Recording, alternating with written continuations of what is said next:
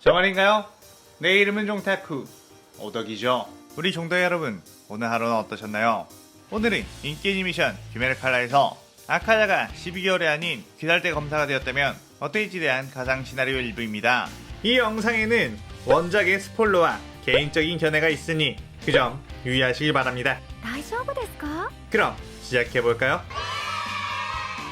귀멸의 칼라에 나오는 빌런 중 가장 인기가 많은 사견사 아카자.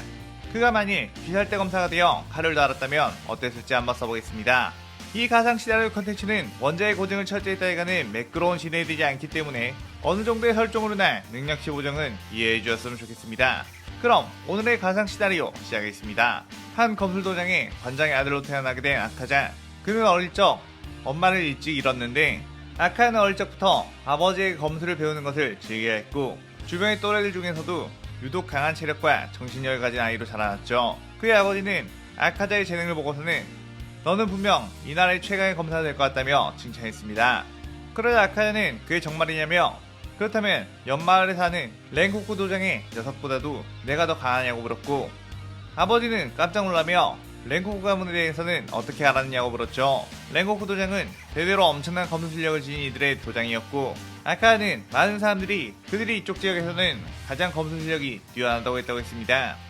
아카는 그의 우리 아빠가 훨씬 더 강하다고 울음장을 놓긴 했지만 아무도 믿어주지 않아 답답해서 참여했다고 했죠. 아버지는 부드러운 미소를 지으며 사실 랭코쿠 가문의 검술은 우리 가문의 검술만큼 강해서 누가 더 강하다고 해야 할지 곤란하다고 답했고 아카는 그 녀석들이 뭐가 대단한 거지? 라고 하며 속상했습니다.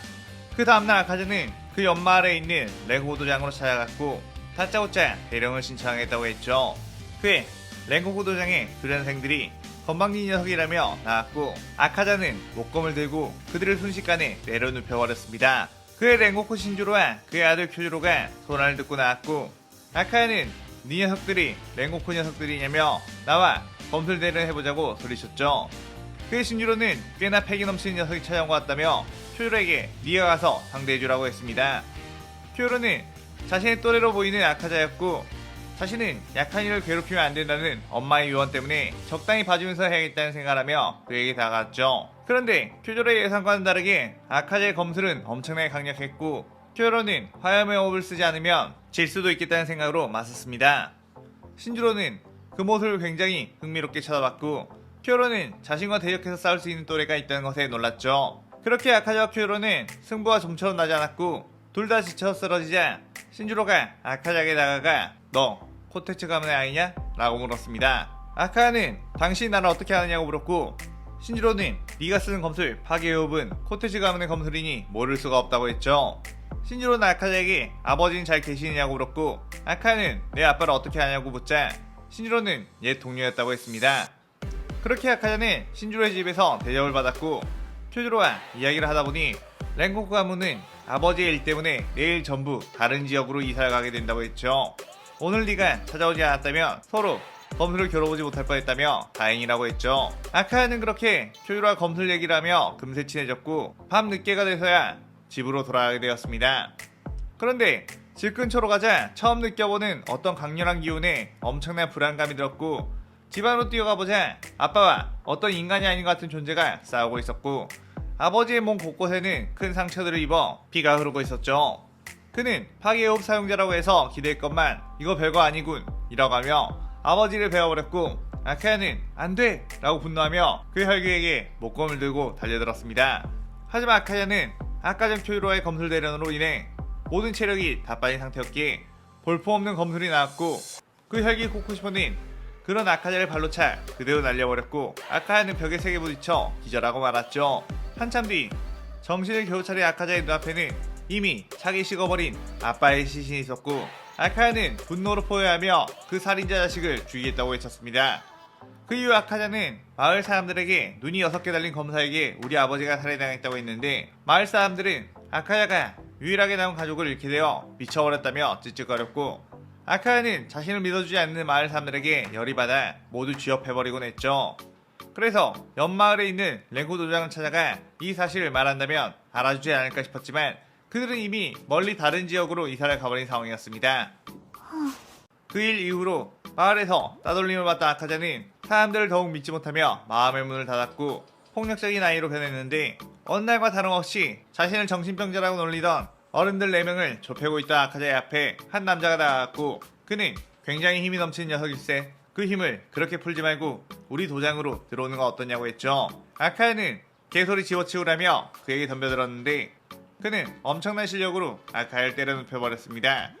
아카야는 정신을 차려보니 그의 도장이었고 네가 바로 아빠가 이상한 괴물에게 살해당했다고 했던 그 아이가 맞느냐고 물었고 아카야는 그런 거 왜 묻냐고 당신도 어차피 헛소리라고 생각하지 않느냐고 했죠.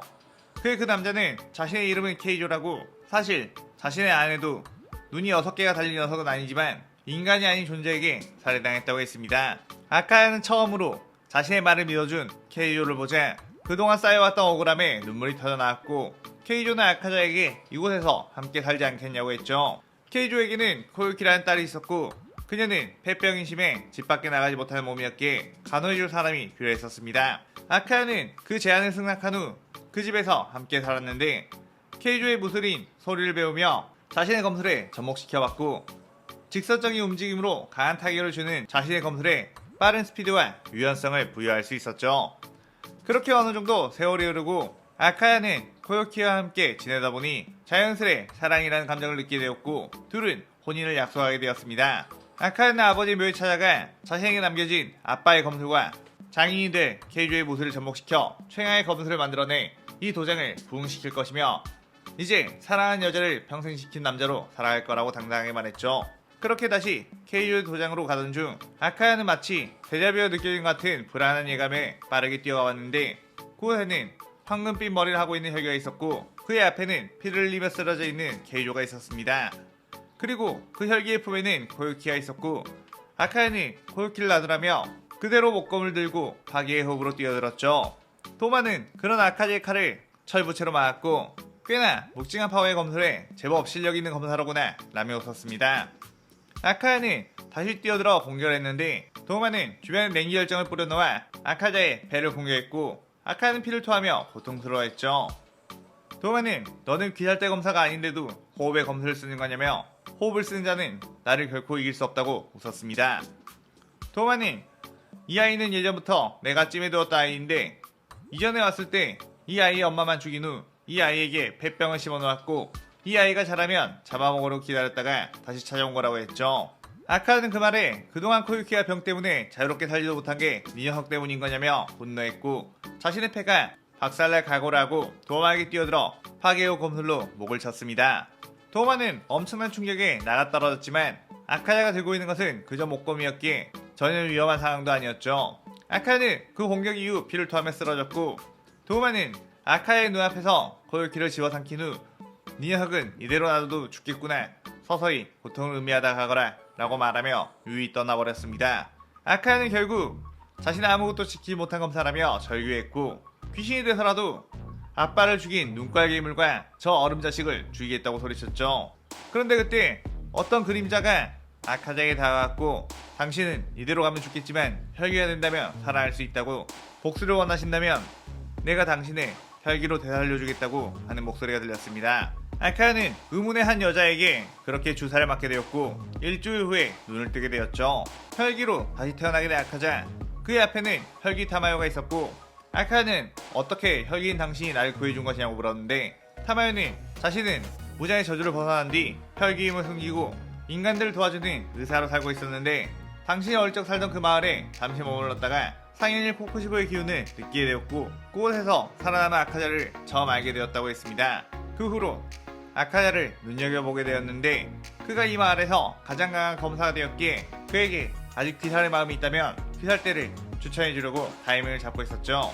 하지만 상현이 도마가 나타나 케이조 도장을 습격했고 당신을 살려 무장에 대항할 검사로 키우기 위해 이렇게 혈기로 만들었다고 했습니다.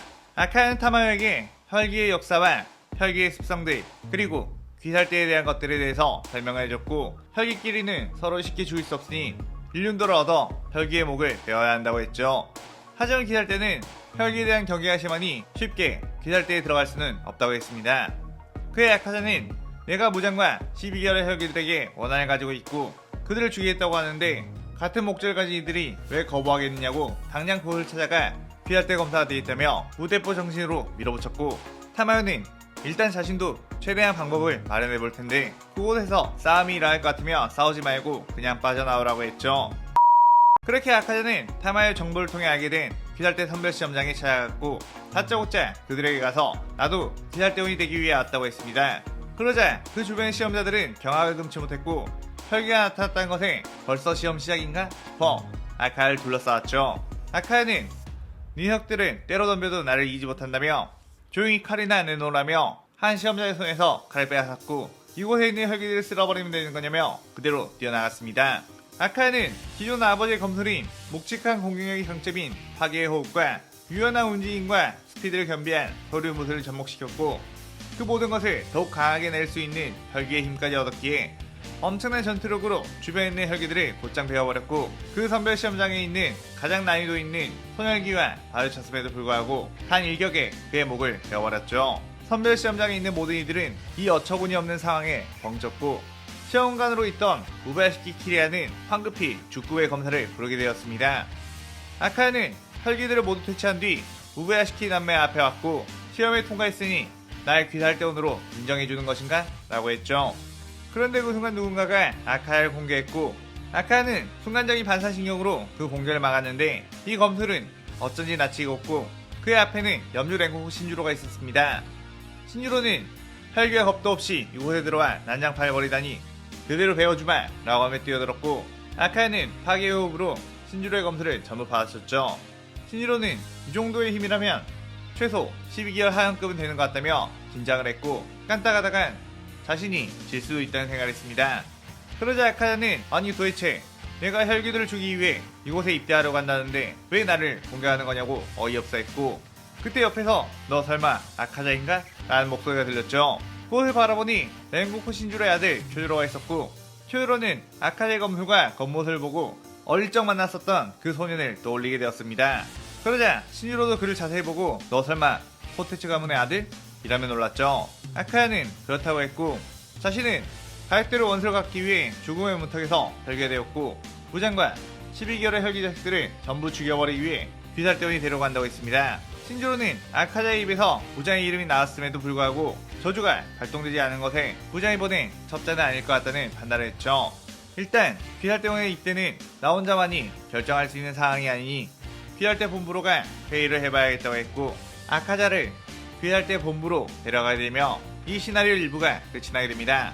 신주로, 쿄조로와 함께 귀살대 본부로 찾아가게 된 아카자 두들은 급한 조합회의가 있다고 해서 빠르게 본부로 이동을 했고 혈기가 귀살대 본부에 들어와 있다는 것을 알자마자 엄청난 경계태세를 갖췄습니다. 특히 혈기에 대해서 엄청난 혐오를 가지고 있는 풍주 사느미와 사조 오바네이는 더욱 날뛰었죠. 그러자 신주로가 아직 이 혈기에 대한 회의가 끝나지도 않았는데 무슨 짓이냐며 그들을 다그쳤고 형 귀살대에서 아무래도 리더의 역할을 하고 있는 신주로였기에 오바나의 사느미는 자중할 수밖에 없었습니다. 잠시 뒤 우베야시키 장주가 나왔고 혈기가 스스로 귀살대원이 되겠다고 찾아온 것은 이례적인 일이며 귀살대 규율을 중시하는 염주가 데려온 것은 또 굉장히 주목할 점이라고 했죠. 신주로는 이 혈기는 무잔의 이름을 부르고도 저주가 활동되지 않고 아까 물어보니 무잔이 아닌 타마요라는 무잔을 적대하는 세력의 혈기로부터 발견되었다고 했는데 사느미는 그 말을 곧이곧대로 믿을 수 있느냐고 무잔이 일부러 저주를 풀어주고 이곳에 잠입시킨 것일 수도 있지 않느냐고 물었고 아카야는 이를 뿌듯 깔며 내 아버지는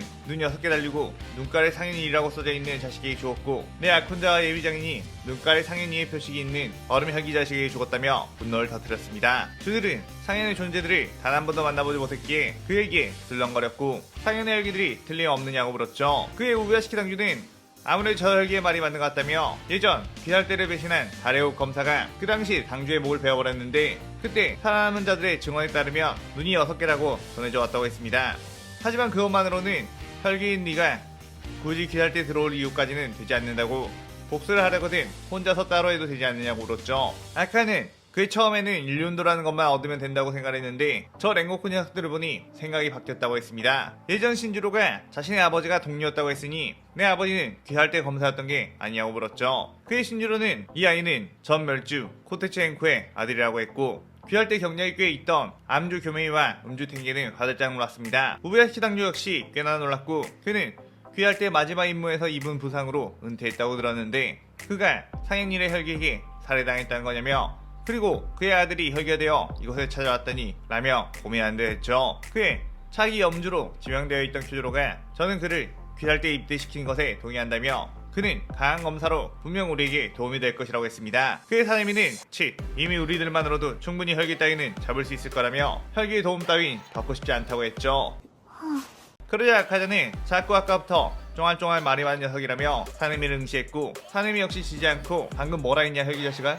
라고 하며 금방이라도 싸울 자세를 취했습니다. 그의 다른 주들이 사내미를 말리러 가자 신주로가 냅두라며 아카자가 과연 우리에게 도움이 될 실력을 가졌는지를 알아볼 좋은 기회이지 않느냐고 했죠. 사내미는 바로 자신이 혈기와의 협동은 전혀 필요 없다는 걸 증명해주겠다며 아카자에게 달려들었습니다. 아카자는 오냐 제발 도와달라고 애원하게끔 만들어주마 라고 하며 칼을 꺼냈고 둘은 한 채 양보도 없이 부딪혔죠. 사내미의 바람의 호흡에 빠른 연격들을 아카야는 소리의 무술에서 익힌 유연한 몸놀림으로 부드럽게 피해냈고 순간 파괴의 호흡으로 강력한 일격을 날렸습니다. 사내미는 그것을 막아내긴 했지만 엄청난 충격의 나라가 땅바닥에 나뒹굴었죠. 그의 신주로는 파괴의 호흡은 화염의 호흡보다 일격이 강한 호흡 그 공격은 막아도 엄청난 충격을 받기에 막는 것보단 피해야 한다고 했습니다. 사내미는 한 번 넘어진 거 가지고 승부가 끝난 거 아니라며 다시 아카자에게 덤벼들어 공격했고 아카는 즐겁다는 듯이 받아치며 튕겨냈죠. 사내미는 점점 지쳐가 숨을 헐떡거렸고 어째서인지 저 녀석이 내 공격의 흐름을 읽고 있는 것 같다고 생각했습니다. 그의 사내미는 이 방법을 써야 하는 것인가?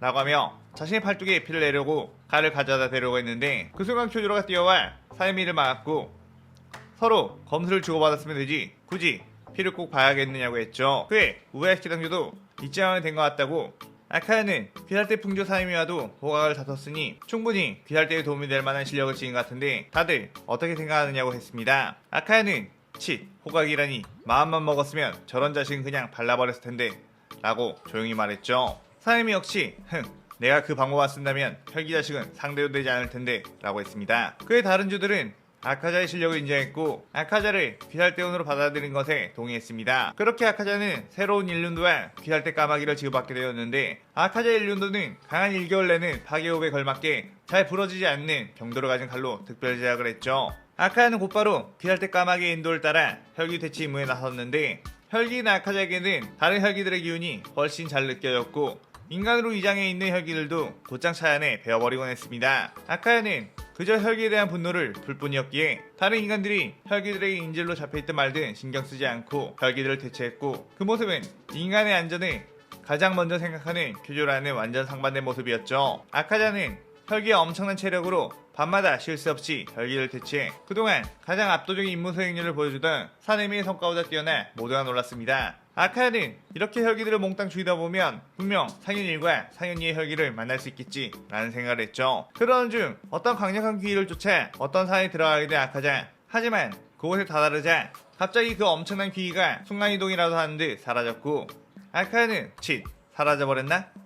라며 아쉬워했습니다. 그런데 근처에서 어떤 조그만 혈기의 기운이 느껴져 그 녀석이라도 죽이려고 가봤는데 그곳에는 한 혈기 소녀와 이마에 흉터가 있는 소년이 있었고 그 소년은 아카자를 보며 나를 잡아먹으려고 온 것이냐며 나를 잡아먹긴 하되 제발 내 동생만큼은 살려달라고 애원했죠. 아카야는 나는 귀살대원으로 혈기를 되찾으려고 온 것이지 널 굳이 죽일 필요가 없으니 안심하라고 했습니다. 그러나 탄지로는 제발 내 동생을 해치지 말아달라고 아카야를 막아섰고 아카야는 방해한다면 이 녀석 또한 죽여버리는 수가 있다며 윽박을 질렀죠. 그래도 탄지로는 물러서지 않았고 아카야는 손바닥으로 탄지로를 쳐내 날려버렸습니다. 그러자 혈기인 네즈코가 쓰러진 탄지로의 앞으로 다가갔고 아카야는 네이코가 탄지로를 잡아먹으려고 하는 건 줄 알고 그저 지켜왔죠. 어차피 네이코가 탄지로를 잡아먹어도 자신과는 상관없는 일 어쨌든 네이코를 대체하면 된다고 생각을 했습니다. 그런데 네이코는 마치 탄지로를 걱정하는 듯한 행동과 아카야를 탄지로에게 접근하지 못하도록 경계하는 태세를 갖췄죠. 아카야는 그 모습을 굉장히 흥미롭게 지켜봤는데 원래 무장의 피로 혈가된 이들은 흥분하여 곧바로 인간을 잡아먹으려는 습성을 보이는데 네이코는 어째선지 인간을 지키려는 모습을 보였습니다. 그 모습에 자신이 지키지 못했던 가족들이 떠올랐고 아카야는 이 남매를 보고 무력했던 자신이 겹쳐 보여 그들을 죽일 수가 없었죠. 아카야는 일단 따라오라며 탄지로와 네이코를 데리고 타마요에게 데리고 왔고 타마요는 네이코를 보고서는 이런 혈기는 처음 본다고 깜짝 놀랐습니다. 지금껏 유래가 없던 혈기가 되자마자 무장의 저주가 풀린 사례라며 이 아이에게서는 무장의 피냄새는 있지만 저주가 느껴지지 않는다고 했죠. 이 아이는 충분히 관찰해볼 필요가 있으니 탄지로와 네이코를 이곳에서 보호하겠다고 했습니다. 탄지로는 아카자에게 정말 감사하다고 인사를 했고, 아카야는 약해 빠진 것들과는 상종하기 싫으니 강해지라는 말을 남기며 다른 인물을 향해 갔죠. 나타공원사에서 많은 귀살대원들이 위기에 빠졌다는 소식을 들었고, 그곳에는 아무래도 12월의 혈기가 있을 거라는 정보를 듣자 아카야는 누구보다 빠르게 그곳을 향해 뛰어갔습니다. 나타공원사에 들어서자 여기저기에 숨어있는 거미혈기들이 보였고, 그 거미혈기들은 어쩐지 자신들과 다른 아카자를 보고 이 녀석은 뭐하는 녀석이냐며 경계했죠. 그러자 난 이 녀석들을 박살내버릴 귀살대원 아카자다 라고 하며 그대로 뛰어나가 파괴의 호흡으로 그들의 목을 베어버렸습니다. 그리고 좀 더 나아가자 거미줄 혈기술에 걸려 서로를 베고 있는 귀살대원들이 보였고, 아카야는 그들을 무시한 채 거미줄 따라 엄마 거미 혈기가 있는 곳으로 갔죠. 그러자 엄마 거미 혈기는 더 이상 자신에게 다가오면 인질로 잡고 있는 귀살대원들을 거미줄로 죽여버리겠다고 협박을 했는데, 아카야는 씩 웃으며 약한 녀석들은 죽는 게 당연한 것 아니냐며 그들을 모두 죽이는 것까지 기다려줄 테니 어서 죽이라고 했습니다. 엄마 거미 혈기는 그러고 보니 이 자식은 혈기, 인간이 죽는 것에 대해 전혀 신경 쓰지 않겠구나 라고 하며 황급하게 도움을 외쳤고, 아카야는 시끄럽다며 엄마 거미 혈기의 목을 베어버렸죠. 그 순간 아빠 거미 혈기가 아카야에게 분노의 펀치를 날렸고, 아카야는 그 주먹을 맞고 멀리 튕겨나가 나무들과 함께 무너졌습니다. 감히 내 가족들을 거늘다니 곱게 죽여주진 않겠다 라고 외치는 아빠 거미 혈기. 그의 아카야는 몸에 묻은 먼지를 툭툭 털어냈고, 그런 주먹으로 가족들을 지킬 수 있겠느냐고 비아냥거렸죠. 아빠 거미 혈기는 건방지다며 다시 한번 주먹을 휘둘렀는데, 아카야는 소리의 무술로 카운터 공격을 했고 아빠 거미 혈기의 머리통이 날아가 버렸습니다. 주먹은 이렇게 쓰는 거야, 검사보다도 주먹을 못 쓰다니 라며 쯧쯧거렸고 아빠 거미 혈기를 마무리하려고 했는데, 아빠 거미 혈기는 이런 무시한 파워의 주먹은 처음 맞아본다며 이 녀석이 주먹을 쓰는 혈기가 되었다면 최소 상현 3까지는 올라갔을지도 모른다고 했고, 아카야는 헛소리하지 말라고 나는 지금 귀살대 검사라며 아빠 거미 혈기의 목을 일륜도로 베어버렸죠. 그 후 아카자는 이 사회에서 가장 귀가 짙은 녀석을 향해 뛰어갔고, 귀살대원들의 찢겨진 시체 가운데에 한 혈기가 서 있었습니다. 아카야는 그 혈기의 눈에 하얀 오해 표식이 있는 것을 보고 너 상인 일리의 혈기들이 어디에 있는 줄 알고 있나? 라고 물었죠. 그의 루이는 그분들은 왜 찾는 거냐고 물었고, 아카야는 갈갈기 베어 죽여버리려고 하니 당장 그 녀석들의 위치를 말하라고 했습니다. 그의 루이는 실수하며 나도 그분들을 한 번도 본 적이 없다며, 그리고 니까 녀석이 감히 그분들과 맞설 수 있겠느냐며 거미 혈기술을 부려댔죠. 아카야는 루이의 거미줄에 팔이 베어버렸고, 루이는 뭐 별거 없는 녀석이구나 라고 씩 웃었습니다. 그런데 순식간에 아카야의 팔은 다시 재생이 되었고, 내 재생력이 어느 정도인지 알아보기 위해 일부러 배워본 것 뿐이라며 웃었죠. 루이는 그렇다면 이것도 한번 재생해보라며 아카야의 목을 스테이크 조각으로 내버리려고 했는데, 아카야가 일륜도를 빼어 파괴호 참격을 날리자 그 거미줄의 한순간에 전부 공중으로 흩어져 버렸습니다. 12개월의 혈기라고 해서 살짝 기대를 했구만.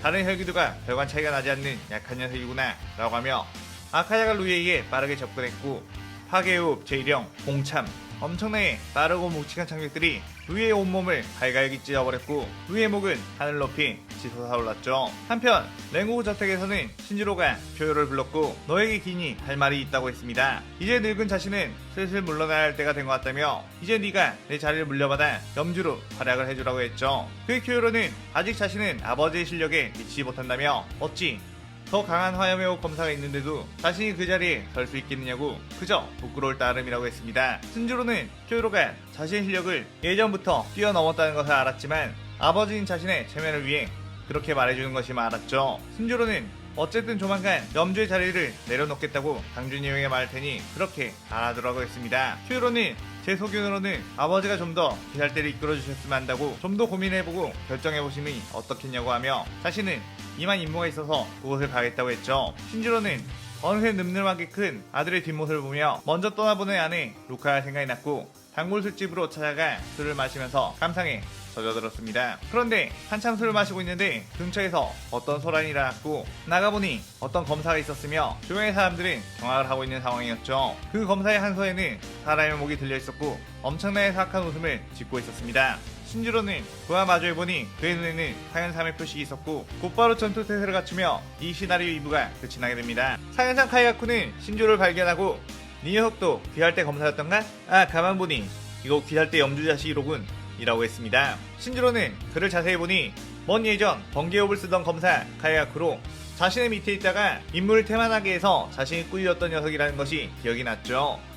카야쿠의 손에 들려있던 목을 자세히 보니 전 명주이자 번개육 교육자 지고로였고 신주로는 엄청나게 분노했습니다. 카야쿠는 이 목의 주인을 알고 있나? 이 녀석은 내 스승인데 내가 혈기가 됐다고 하자 발벗고 나서서 나를 죽이겠다고 하지 뭐야. 나의 죽일 실력도 되지 않은 할배 주제 말이야. 그래서 내가 혈기가 되어 얼마나 강해졌는지를 이렇게 증명했지 라고 했죠. 신주로는 보인을 모욕하지 말라며 화염의 검수를 시전했고 카야쿠는 번개호흡을 시전하며 부딪혔습니다. 그들은 치열한 공방전을 펼치며 주변을 초토화시켜버렸고 신주로의 강력한 화염의 호흡에 카야쿠는 몸 이곳저곳이 베어버렸죠. 신주로는 아무리 이 녀석이 혈기가 됐다는데 그 실력으로는 날 이길 수 없다 라고 했는데 카야쿠는 내가 검술 하나만으로 상현 3의 자리까지 올라온 것 같으냐고 혈기술을 시전하자 갑자기 검은 번개가 카야쿠 주변을 둘러싸기 시작했습니다. 자 이제 진짜로 내 힘을 보여주지 라고 하며 카야쿠가 번개호흡 검술을 사용하자 그 검은 번개들이 후속으로 날아와 신조를 공격했고 술을 꽤나 많이 마셔 원래의 신체 능력보다 떨어진 신조의 몸 이곳저곳에 달라붙게 되었죠. 신조로는 그 검은 번개에 엄청난 고통을 느꼈고 몸이 부서져 나갔습니다. 하지만 화염의 호흡에 투기를 불태우며 카야쿠와 계속해서 접전을 펼쳤는데 신조로는 온몸이 너덜너덜하게 되어 금방이라도 쓰러질 것 같았지만 쓰러지지 않았죠. 그 진념의 카야쿠는 공포까지 느껴였고 곧 동이 터오를 시간이 되자 냈다 도망치기 시작했습니다. 어차피 저 상태로면 저 녀석은 죽을 테니 자신의 승리라고 웃으면서 말이죠. 그렇게 신조로는 쓰러지게 되었는데 쿄요로가 임무를 마치고 돌아오는 길에 마을에 소란이 난 걸 듣고 왔는데 아버지가 쓰러져 있는 거 보자 황급하게 그를 끌어안았습니다. 쿄요로는 신조로에게 이게 무슨 일이냐고 당장 의원으로 데려갈 테니 조금만 참으시라고 했지만 신조로는 그런 쿄요로의 손을 꼭 잡고 자신은 이제 이 사육전에서 벗어나게 되는 거라며 엄마 없이도 이렇게 잘 성장해준 너에게 참 고맙다고 네가 이제부터 귀살대 염주라고 하며 숨을 거두게 되었죠. 쿄요로는 아버지를 붙잡고 그동안 수고 많이 하셨다며 눈물을 흘렸고 자신이 염주 가문에 누가 되지 않도록 열심히 불태워보겠다고 했습니다. 아카야는 신주로가 죽었다는 소식을 듣고 혈기 자식들 전부 다 죽여버리겠어 라고 하며 이를 부득 깔았고 하얀의 혈기를 찾아 배워내기 시작했죠. 쿄요로 역시 그날 이후 더욱 임무에 열을 올렸고 새로운 염주로서 엄청난 활약을 해댔습니다. 그런 중 유곽에서 일하던 한 유녀가 인간을 잡아먹는 괴물을 먹게 했다고 한다는 정보를 입수했고 쿄요로는 유곽에 들어가 잠입수사를 해봐야겠다는 생각을 했죠. 그렇게 쿄요로는 손님으로 위장해 가게에 들어갔는데 유녀들은 쿄요로를 보고 엄청나게 놀랐습니다. 보통 이곳에 온 손님들은 술을 마시며 유녀들과 히덕거리는데 쿄요로는 음식만 주구장창 집어먹으며 우마이 우마이 라고 시끄럽게 소리치고 있었죠. 음식 말고 여자에게는 눈길도 주지 않았고 유녀들은 별 이상한 손님을 다 보겠다며 수군거렸습니다. 그런데 쿄요로는 옆방에서 어떤 작은 소동이 있는 걸 알아채 듣게 되었는데 옆방에서 한 남자가 유녀들에게 내 몸에 손대지마 저리 꺼져 난 이미 임자가 있는 몸이라고 하는 소리가 들렸죠. 유녀들은 유녀들이랑 놀려고 온 게 아니면 도대체 유곽에 왜 온 거냐며 수군거렸고 그 남자는 그리고 옆방에 자꾸 시끄럽게 우마이거리는 자식은 도대체 뭐냐 라고 하며 쿵쿵거리며 쿄요로가 있는 방의 문을 다짜고짜 열었습니다. 쿄요로는 그를 보고 아카자 자네가 여기 웬일인가? 라고 했고 아카는 뭐야 니 녀석이 여기 왜 있어? 라고 했죠. 아카자는 쿄요로 역시 이곳에 혈기가 숨어들어 있다는 것을 알고 왔다는 걸 알았고 이곳의 혈기는 자신이 잡겠다며 넌 빠지라고 했습니다. 그런데 그 순간 둘은 위층에서 어떤 기기를 느끼게 되었고 곧바로 위층으로 올라가 그 방의 문을 열었죠. 그러자 그 가게의 오이란이 한 여종업원에게 폭력을 휘두르고 있는 걸 보게 되었고 쿄요로는 당장 그만두지 못하겠냐며 그 방에 들어갔습니다. 그 오이란의 정체는 상인육 다키. 다키는 쿄요로를 보자마자 귀할 때 검사라는 것을 알아챘고 어떻게 여기 알고 찾아왔는지 몰라도 안 그래도 요즘 하얀의 혈기들이 귀할 때 검사에게 퇴치당하고 있다는 것에 부자님의 기분이 언짢으신데 잘되었다며 죽여주겠다고 혈기의 모습으로 변해 쿄요로를 공격했죠. 쿄요로는 그대로 그 공격을 피하며 그 안에서 공포에 짓눌려 있던 여종업원을 끌어안고 황급히 벽을 발로 찬 후 옆방으로 피신했고 모두들 이곳에서 도망가라고 소리쳤습니다. 타키는 자신이 당장 죽을지도 모르고 다른 인간들을 걱정하는 거냐며 어이없어 했는데 그때 그러게 말이야 왜 다른 사람들을 저렇게 신경 쓰는지 이해가 가지 않는군. 그냥 네 목을 베어버리면 그만인 것을 이라고 하는 소리가 들렸죠. 타키가 그것을 보니 아카야가 씩 웃고 있었고 혈기가 일륜도를 들고 있다는 것에 깜짝 놀라며 이 녀석은 뭐냐고 했습니다. 아카야는 타키의 눈에 상현유의 표시 있는 거 보자 드디어 상현을 만났군. 너 상현유의 혈기를 알고 있나? 라고 했고 타키는 도화님을 왜 찾는 거냐고 물었죠. 아카야는 그 혈기의 이름이 도마라는 것을 알았고 그 자식 지금 어디에 있느냐고 했습니다. 타키는 어차피 도마의 위치를 알려줘도 지들이 별 수 있겠냐는 생각으로 도마는 만세군학교 회당에 있을 거라고 말했죠. 하지만 이 녀석이 그곳에 가기 전에 나한테 죽을 거이라고 하는 순간 아카자의 파괴후 검술이 날아왔고 타키의 목을 베어버렸습니다. 타키는 아카자의 엄청난 검술에 당황했고 아카야는 상현혈기라고 해봤자 별거 없구만 이라고 하며 비아냥거렸죠. 그러자 타키는 방금은 기습을 해서 당한 것뿐이라며 울음을 터뜨렸고 아카야는 약해 빠진 것들이 툭하면 눈물로 호소하는 거 아니냐며 니가 딱 그런 꼴이라고 했습니다. 그런데 그 순간 엄청난 기회가 느껴지며 타키의 그림자 속에서 빠져나온 규타로가 아카야를 향해 나서를 휘둘렀고 아카야는 아차 싶은 마음에 당황했죠. 하지만 그때 화염의 호흡이 규타로의 낯을 강하게 쳐냈고 이곳에 있는 사람들은 전부 피신을 시켰으니 이제 마음 놓고 싸울 수 있겠다고 했습니다. 아카야는 나는 혈기라서 방금 그 공격을 맞더라도 아무렇지 않은 거 알고 있지? 라고 했고 쿄요로는 알고 있다며 아카자의 자존심을 지켜줬죠. 그때 다키 역시 자신의 목을 다시 붙인 뒤 오비 공격을 해댔고 그렇게 2대2의 싸움이 시작이 되었습니다. 규타로와 함께 힘을 해방한 다키 역시 상현답게 꽤나 강력한 공격을 구사했고 규타로의 피해 낫으로 뿌려대는 참격은 빠른 속도로 그들을 위협했죠. 쿄요로는 화염의 호흡으로 다키의 오비를 잘라내며 다키에게 뛰어들어 그녀를 압박했고 규타로의 피 참격은 아카자가 파괴의 호흡으로 차내며 공중으로 붓뿌렸습니다. 규타로는 쿄요로와 아카자의 실력에 놀랐고 자신은 어떻게든 버텨볼 수 있겠지만 다키 같은 경우 쿄요로에게 밀리는 상황이라 골치가 아팠죠. 그때 규타로는 아카자를 상대하다 말고 쿄요로에게 뛰어들었고 쿄요로는 화염의 호흡을 사용해 자신이 뛰어드는 규타로의 목을 베어버렸습니다. 하지만 규타로는 자신의 목이 베이면서 피해 낫으로 쿄요로의 옆구리를 벤 상황. 쿄요로는 함께 죽으려는 동기어진 작전을 세운 것인가? 라고 생각했는데 그 순간 다키가 쿄요로를 공격했고 쿄요로는 오비를 피해 뒤로 물러났죠. 그런데 목이 베인 규타로가 다시 목을 붙였고 아무렇지 않게 다시 일어났습니다. 아카야는 저 여자 혈기 역시 목이 베었는데도 소멸하지 않았다고 지금 보니 저들은 비슷한 냄새를 넘어서 같은 냄새가 난다며 아무래도 저들은 하나의 혈기 둘의 목을 동시에 베어야 할 것 같다고 했죠. 쿄요로는 알겠다며 내가 남자 혈기를 맡을 테니 넌 여자 혈기의 목을 베라고 했는데 아카야는 그게 무슨 헛소리냐며 내가 남자 혈기를 벨 테니 네가 여자 혈기를 베라고 했습니다. 아카자의 고집에 쿄요로는 양보를 했고 둘은 서로의 리듬을 읽으며 그들에게 뛰어들었죠. 본격적으로 서로의 합을 맞추며 그들을 공격하자 다키 유타로 남매는 엄청난 압박을 받았고 그들은 다키 유타로 남매의 공격들을 피하고 칼로 뿌리치면서 접근했고 지금이다 라는 소리와 함께 쿄요로는 화염의 호흡 영호 아카야는 파괴의 호흡 멸참 시전에 둘의 목을 동시에 베어냈습니다. 그렇게 둘의 목이 동시에 떨어지자 그들의 몸은 소멸하기 시작했고 쿄요로는 아카야를 보며 훈훈한 미소로 멋진 공격이었다 아카자 라고 말했고 아카야는 이 정도는 기본이지 라고 했죠. 그런데 그 순간 아카자가 조심해 라고 하며 쿄요로의 앞을 뛰어들었는데 오빠인 규타로가 자신이 소멸하기 전에 마지막으로 자폭을 시전했고 사방군대로 피해 참격이 쏟아져 그들에게 날아왔습니다. 아카야는 쿄요로의 앞을 막아서며 온몸으로 그 참격들을 맞았고 쿄요로는 아카자! 라고 소리치며 걱정을 했죠.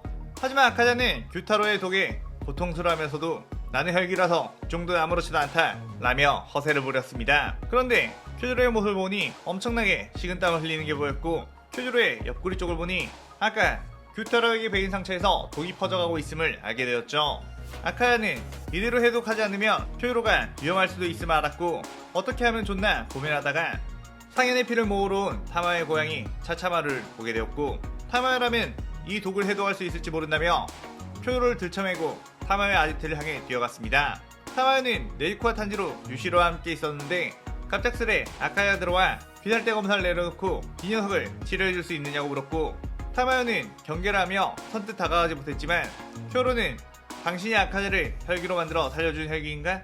꼭 한번 고맙다는 인사를 하고 싶었다 라고 대인배스러운 모습을 보이자 타마요는 그제서야 긴장을 풀며 쿄요로의 몸속에 있는 독을 치료하기 시작했죠. 그러면서 쿄요로는 특유의 성격으로 네이코와 탄지로와도 인사를 했고 탄지로는 자신들을 구해준 아카자씨의 동료라며 반가워했습니다.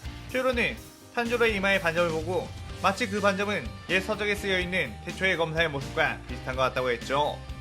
그런데 그 순간 타마의 아지트엔 누군가가 침입했고 사방으로 색시공이 날아들었습니다. 드디어 부자님을 대항하는 혈기 녀석을 찾았다며 야바우스 사마루가 뛰어나왔고 아카자 일행은 엄청나게 긴장을 했죠. 쿄요로는 지금 당장은 독을 치료하고 있어서 싸움에 참가할 수 없는 상황. 눈앞에 보이는 스사마루 야하바는 별 위협이 되지 않았지만 그들의 뒤로 보이는 혈기들, 상현노의 표식이 있는 혈기와 상현사의 표식이 있는 혈기가 있었기에 이거 어쩌면 큰일이 났다는 생각을 했습니다. 이곳은 혈기 탐하의 결계 속에 있는 장소이기에 피할 때의 지원이 올 수 없었고 이들을 아카자가 부상을 입은 자신만으로 지켜야 한다는 생각을 했죠. 하지만 아카자는 씩 웃으며 오히려 잘 되었다며 네 녀석들은 내가 전 박살 내줄 테니 모두 덤비라고 하며 칼을 꺼냈고 파괴업을 시연하며 이 시나리오 3부가 끝이 나게 됩니다. 스사마루와 야하바는 자신의 뒤에 상현의 혈기들이 있다 보니 자신들도 마치 상현의 혈기가 된 것 마냥 자신감이 뿜뿜했고 아카자처럼 근본 없는 혈기는 손쉽게 제압할 수 있을 거라고 생각을 했죠. 스사마루와 야하바가 색실공의 혈기술을 걸어 아카야를 공격하게 되자 아카야는 그대로 파괴호흡을 사용해 색실공들을 전부 잘라버렸고 이 녀석들은 왜 이렇게 약하느냐며 순식간에 그들의 곁에 다가가 목을 날려버렸습니다. 그 모습을 본 교코한 탱구는 꽤나 흥미로워했고 자신들도 전투태를 갖춘 뒤 아카야를 공격하기 시작했죠. 아카야는 방금 전 상대했던 혈기들에 비해 갑작스레 엄청나게 강해진 상현들과 같으니 당황스러울 수밖에 없었고 한 마리도 상대하기 꽤나 어려운데 상현 두 마리를 동시에 상대하려니 생각보다 버겁게 느껴졌습니다. 특히나 상현사 한 탱구 같은 경우는 목을 베어버렸음에도 불구하고 분신으로 나눠졌고 그 나눠진 분신들은 타마 일행을 공격하기 시작했기에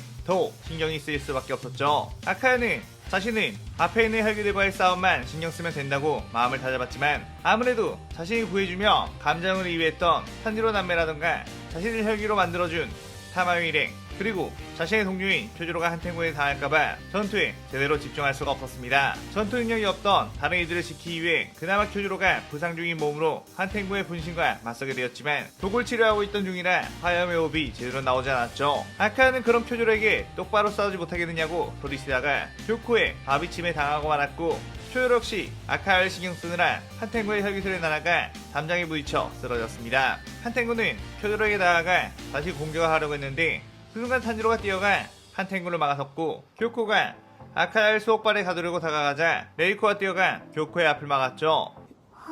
교코와 한탱구는 약해 빠진 것들이 도와주려 해봤자 아무 소용이 없다며 그들을 공격하려고 했는데 그 순간 아카자가 엄청난 힘을 발휘해 칼로 교코의 팔을 잘라버렸고 교코는 아까와는 다른 아카자의 몸놀림에 깜짝 놀라 뒤로 물러섰습니다. 또한 쿄요로 역시 탄지로를 공격하려는 한탱구의 분신의 목을 빠르게 베어버렸는데 아카자와 쿄요로에게는 어느새 반점이 돋아있었죠.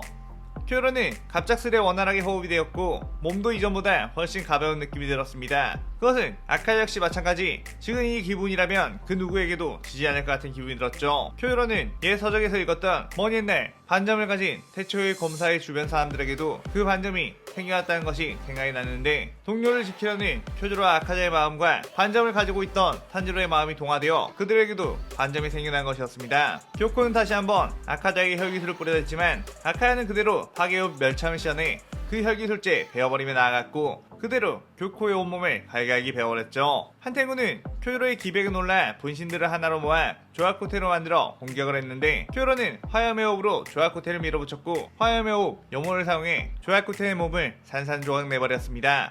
교코는 아카자에게 베어 소멸하기 시작했지만 조아코테는 소멸하지 않고 계속 부활하는 상황. 그때 유시로가 자신의 결계에 침입한 혈기 중 아직 모습을 드러내지 않고 숨어있는 녀석이 있는데 그게 바로 본체인 것 같다고 했죠. 그러자 아카자는 신경을 곤두세워 한탱구의 위치를 특정했고 그대로 뛰어가 도망가려고 하는 한탱구를 막아선 뒤 비겁하게 분신들만 앞에 내놓고 넌 도망가려는 거냐?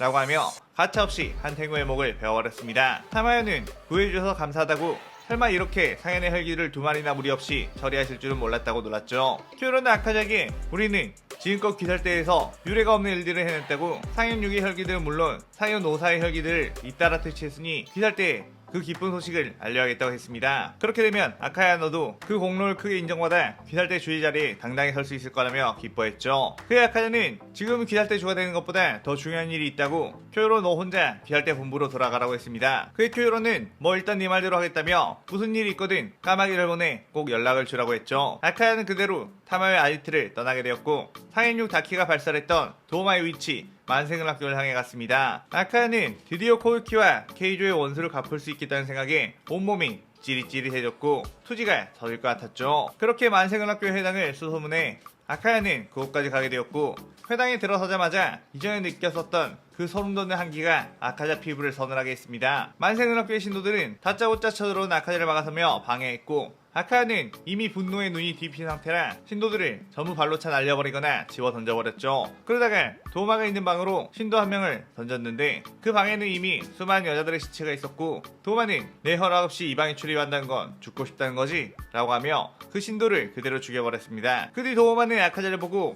너는 처음 보는 혈귀인데 누구냐고 물었고, 지그시 살펴보다가 어디서 낯이 조금 익는 것 같기도 하다고 했죠. 아카야는 도마의 얼굴을 보자마자 그에게 죽은 코이키와 케이조가 생생하게 떠올랐고 엄청난 분노를 폭발시키며 도마에 곧장 뛰어가 파괴호흡을 날렸습니다. 도마는 철부채로 그 공격을 막았지만 엄청난 파워에 튕겨 나가 벽에 처박혔죠. 도마는 크크거리면서 일어났고 이제야 기억이 난다며 네 녀석은 저번에 목검으로 내 목을 공격했던 그 녀석이로구나. 죽을 정도의 부상을 입었었을 텐데 어떻게 혈기가 된 거지? 라고 했습니다. 아카야는 그딴 건 알 필요 없고 네 녀석은 내 손에 처참히 죽으면 된다며 파괴호흡 멸식을 날려 도마를 공격했고, 도마는 얼음 혈기술을 시전해 그 공격을 막았지만 얼음이 전부 박살이 나버렸죠. 아카야는 자신이 도마의 파워보다 위라는 걸 알았고 그대로 도마에 접근해 목을 노렸는데 순간 폐에 유리 조각이 박힌 것처럼 고통이 느껴지며 입에서 피가 흘렀습니다. 그 틈에 도마는 거대한 얼음창을 소환해 아카자를 공격했고 아카자의 온몸에 창이 꽂혀 큰 충격을 받았죠. 아카야는 저번에도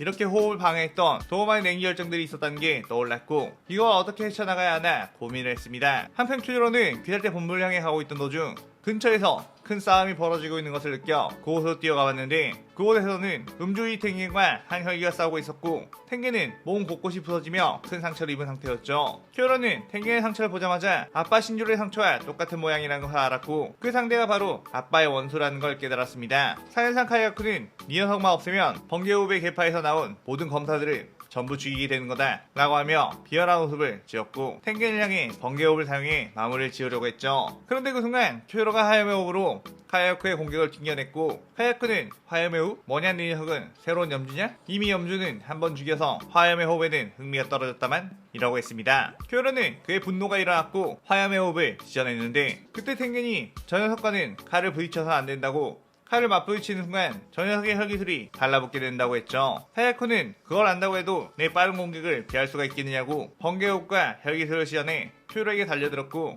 큐어로는 칼을 맞기보다는 피하며 계속해서 상황을 지켜왔습니다. 카야쿠는 자신의 검술을 피한다는 것에 열이 받았고 화염의 호흡이라는 게 그렇게 도망만 치는 검술이냐고 조롱하기 시작했죠. 네 아빠 신주로도 그렇게 도망만 치다가 죽었다며 거짓말까지 보탰습니다.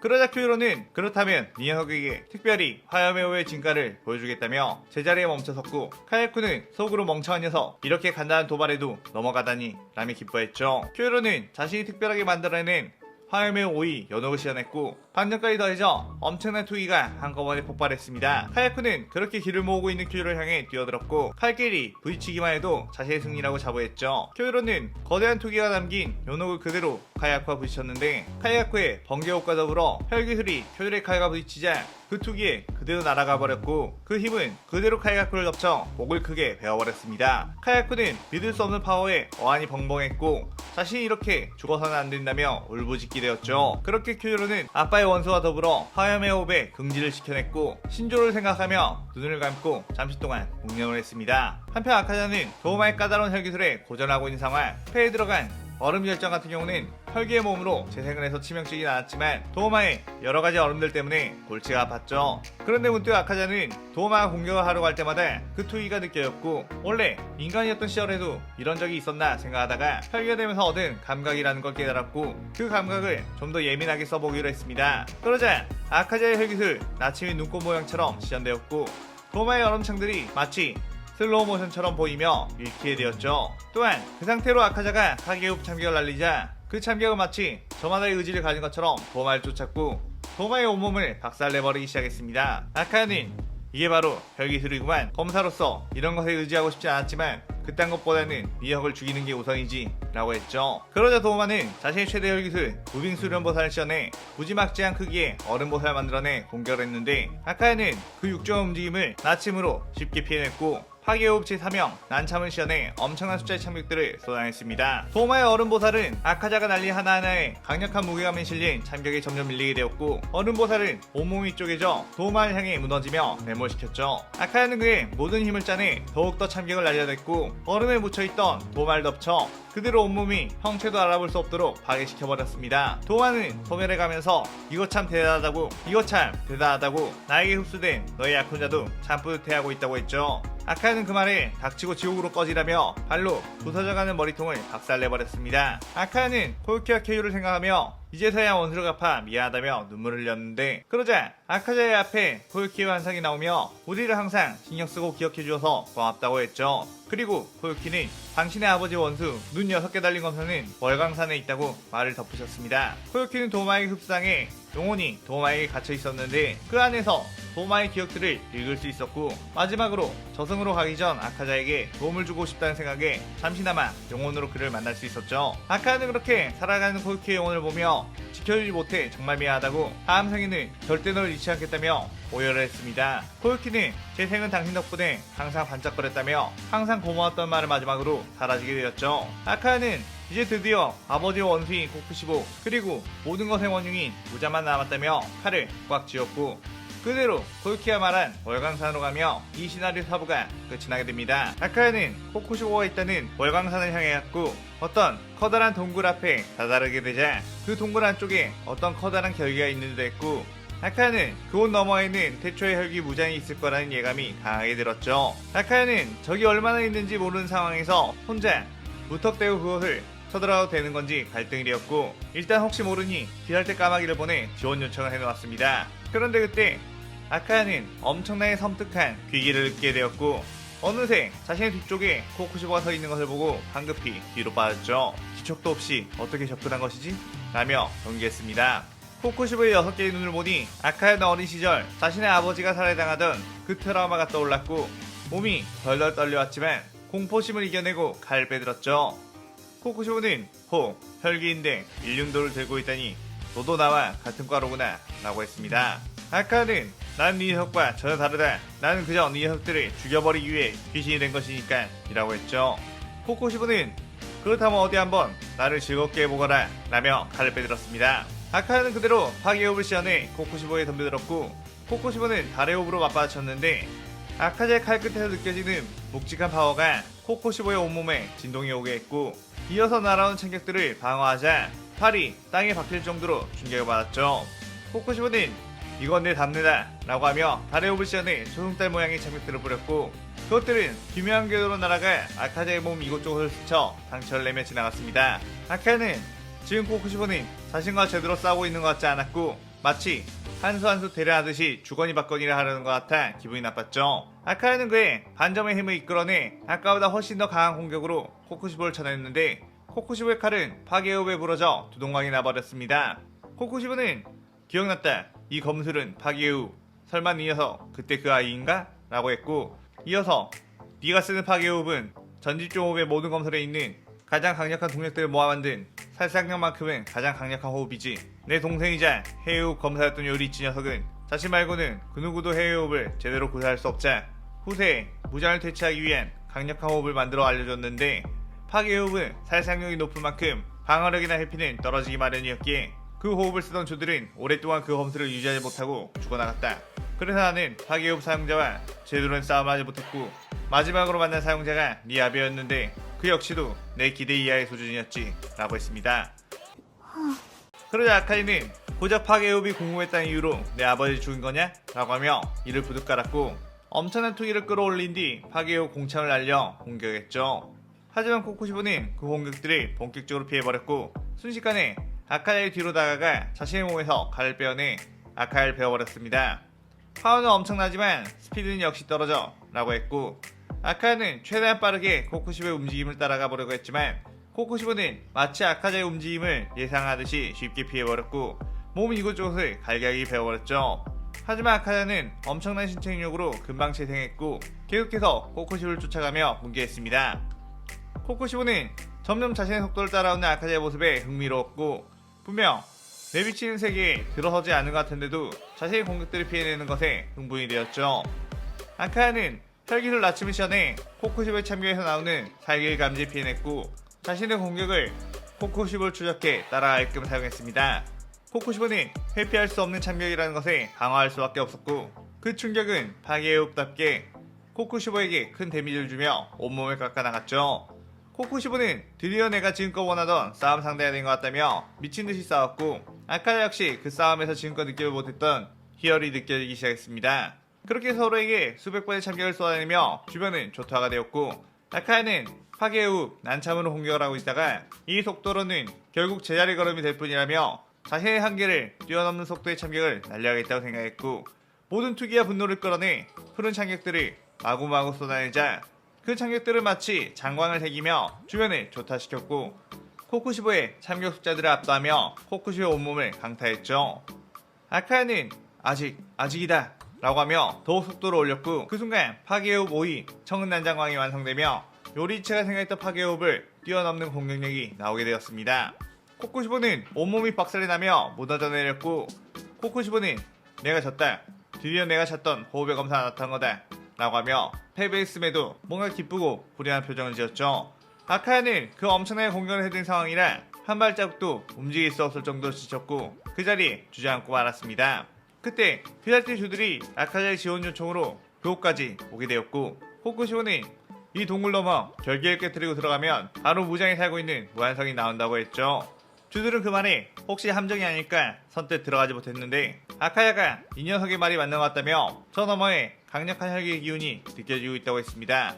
쿄로는 코쿠시보를 이긴 아카야에게 정말 수고했다고 이 앞의 일은 우리에게 맡겨두라고 하며 무한성의 결계를 화염의 업으로 깨부쉈고 무한성으로 들어갔죠. 주들은 무한성에 들어가자 엄청난 규모의 건축물들을 보게 되었고 동굴 안에 이런 곳이 숨겨져 있었다니 라며 감탄했습니다. 무한성에 귀살대원들이 침입했다는 것에 사방에서 혈기들이 쏟아져 나왔고 주들은 각자의 호흡으로 혈기들의 목을 베어버리며 나아갔죠. 드디어 철천지 원수인 무잔을 만날 수 있다는 것에 모두가 투지를 불태웠고 무한성에 있던 혈기들은 주들에 의해 박살이 났으며 사이미는 무잔 이 자식 어디에 숨어 있는 거냐 라고 소리쳤습니다.